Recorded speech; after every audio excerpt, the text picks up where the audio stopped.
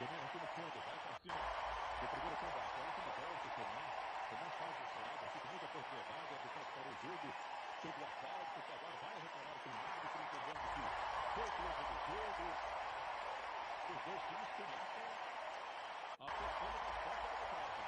O primeiro gol de controle do jogo, né? O gol da Copa Sul-Americana, mas o Grêmio está chegando com liberdade.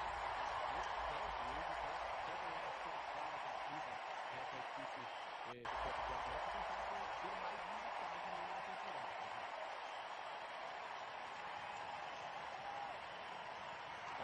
Ajeita a bola, Francisco mais pelo direito. Perfeitamente uma vez, Sandro de Bruno desceu.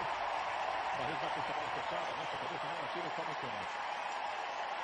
Aí o Sandro de Bruno, na segunda, Jack Willis no fundo,